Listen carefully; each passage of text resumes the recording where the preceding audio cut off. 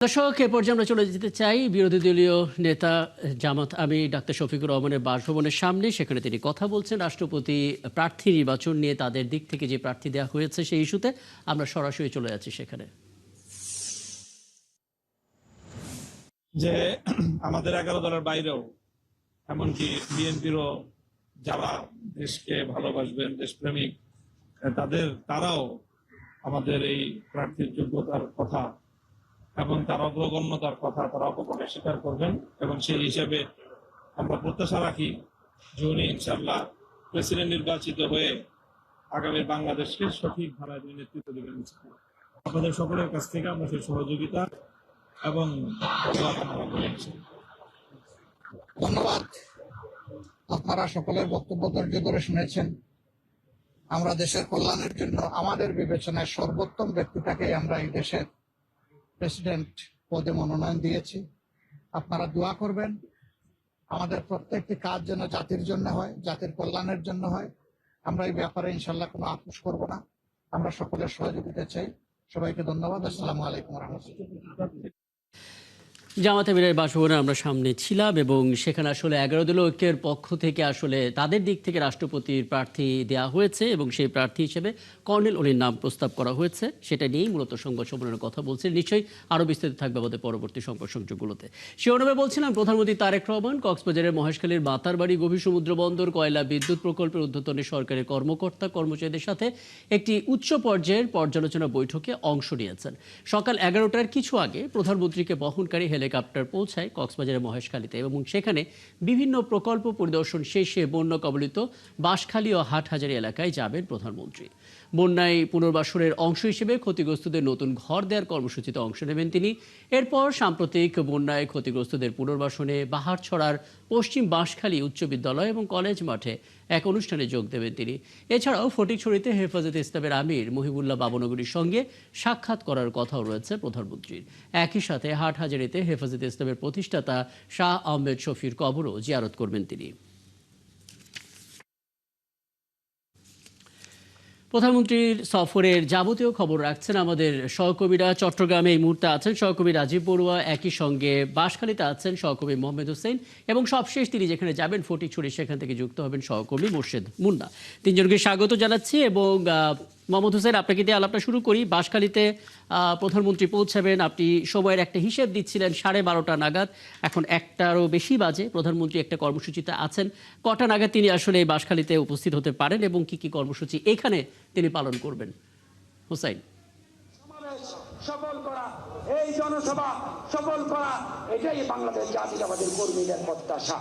আমরা সমস্ত কিছু ভুলে গিয়ে আমরা চাই আমাদের নেতা, আমাদের প্রাণপ্রিয় নেতা, গণপ্রজাতন্ত্রী বাংলাদেশ সরকারের প্রধানমন্ত্রী জনাব তারেক রহমানকে আমরা বাংলাদেশের সন্ন্যাসী দাঁড়িয়ে বলতে পারি তিনি জনগণের নেতা।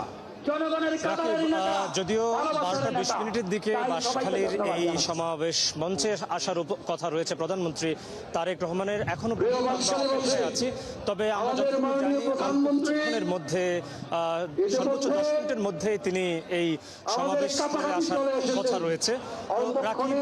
এর আগে সকালে তিনি আজকে সারাদিন একদিনের যে সফর, সেই সফরে প্রথমে তিনি কক্সবাজারের মহেশখালীর মাতারবাড়ি এবং মাতারবাড়ির গভীর সমুদ্র বন্দর, কয়লা বিদ্যুৎ প্রকল্প এবং সমন্বিত উন্নয়ন কর্তৃপক্ষ এসব কার্যক্রম পরিদর্শন শেষে তিনি কিন্তু বাঁশখালীর এই বন্যায় ক্ষতিগ্রস্তদের পুনর্বাসনের লক্ষ্যে যে জনসভা, এই দক্ষিণ বাহারছড়া দক্ষিণ বাঁশখালী উচ্চ বিদ্যালয় মাঠে যে জনসভা, এই জনসভায় এসে যোগ দেবেন। 10 মিনিটের মধ্যে তিনি, আমরা ধারণা করছি, এই সমাবেশের স্থলে এসে উপস্থিত হবেন। এরই মধ্যে হাজার হাজার মানুষ বাঁশখালী এবং আশপাশের উপজেলাগুলো থেকে প্রধানমন্ত্রী তারেক রহমানকে এক নজরে দেখবার জন্য সাধারণ মানুষ নেতাকর্মীরা এসে উপস্থিত হয়েছেন। আপনি জানেন যে প্রধানমন্ত্রী নির্বাচিত হওয়ার পর এবারে প্রথম বাঁশখালীতে এলেন তিনি। যদিও এই বাঁশখালী আসনটি জামায়াত ইসলামীর দখলে এবারে ত্রয়োদশ জাতীয় নির্বাচনে, এবং এই নির্বাচনে বিএনপির পরাজয় ঘটেছে এখানে। ফলে এই আসন ঘিরে কিন্তু প্রধানমন্ত্রী তারেক রহমানের একটা বাড়তি নজর রয়েছে। সেই সাথে এবারের বন্যায়, সাম্প্রতিক যে বন্যা, সেই বন্যায় কিন্তু ব্যাপক ক্ষয়ক্ষতি হয়েছে চট্টগ্রামের যে উপজেলাগুলো রয়েছে। এর মধ্যে সব থেকে বেশি ক্ষয়ক্ষতি হয়েছে বাঁশখালী উপজেলায়। এখানকার এবং আমরা আসলে নেতাকর্মীদের এই সমাবেশ স্থলে যে বক্তব্য, সে বক্তব্যগুলো শুনতে পাচ্ছি। নিশ্চয়ই তার বক্তব্যে আরো বিস্তারিত জানতে পারবো। রাজীব, একটু বলবেন, চট্টগ্রামে যেহেতু প্রধানমন্ত্রী হবার পর প্রথমবারের মতন পা রাখলেন প্রধানমন্ত্রী তারেক রহমান, কাজেই স্বাভাবিকভাবে নানা রকমের আয়োজন সেখানে রয়েছে, কর্মসূচির কথাও রয়েছে। একটা বিশেষ কর্মসূচিতেও তিনি আছেন এবং হাটহাজারিতেও তিনি যাবেন। সেখানে হেফাজতের যিনি প্রতিষ্ঠাতা, তার কবর, তিনি সেখানে যাবেন, শ্রদ্ধা নিবেদন করবেন। সার্বিকভাবে একটু জেনে নিতে চাই কি কি কর্মসূচি সেখানে রয়েছে।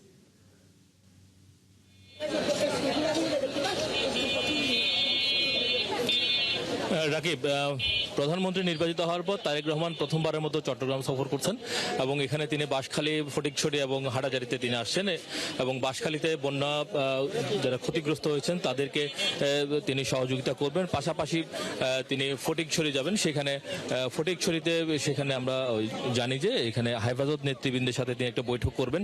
এরপর তিনি হাটাজারিতে আসবেন। হাটাজারিতে এখানে যারা বন্যা ক্ষতিগ্রস্ত হয়েছেন তাদেরকে সহযোগিতা দিবেন এবং এখানে আপনি জানেন যে হেফাজতের যিনি আমির রয়েছেন সাবেক আহমেদ শফি, তার কবর জিয়ারত করবেন। পাশাপাশি জুনায়েদ বাবুনগরী, তার কবর জিয়ারত করবেন এবং এখানে একটি সুধী সমাবেশ করবেন হাটাজারি কলেজ মাঠে এবং এরপরে এখান থেকে ডাকবাংলোয় যাবেন, সেখানে একটি গাছের চারা রোপণ করবেন।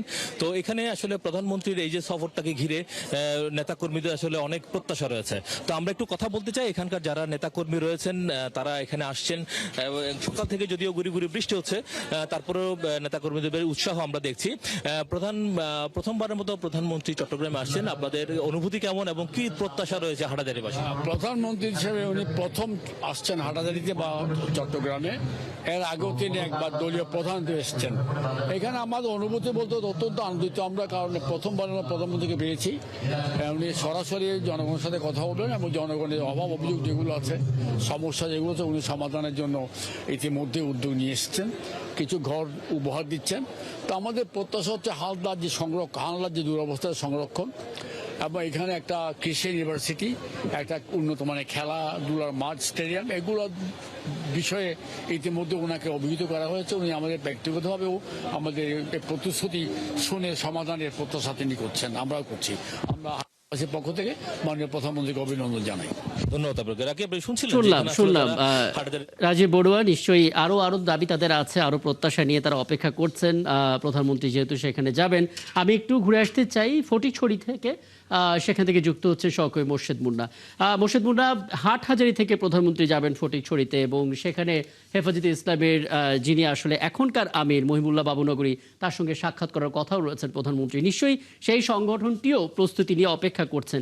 একটু জেনে নিতে চাই আসলে কি কি চলছে এই মুহূর্তে ফটিকছড়িতে।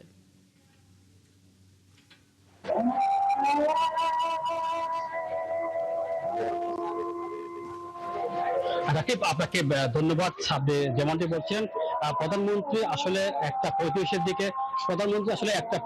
দিকে ফটিকছড়ি উপজেলার পেলাগাজী দিকে অস্থায়ী নির্মিত হেলিপ্যাডে অবতরণ পরবর্তী 1:35-এ সড়ক যোগাযোগের মাধ্যমে প্রায় 12 কিলোমিটার পথ অতিক্রম করে হেফাজত আমিরের প্রতিষ্ঠান জামিয়া মাদ্রাসা, বাবুনগর মাদ্রাসায় উনি আসবেন।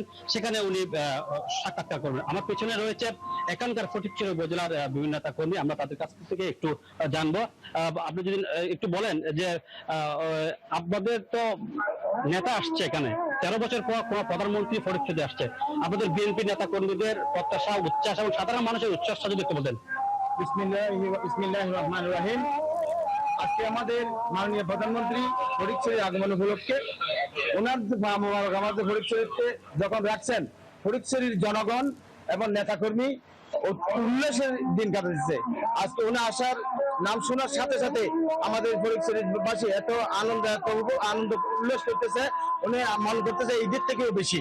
আমরা ফটিকছড়িবাসী এবং নেতাকর্মী।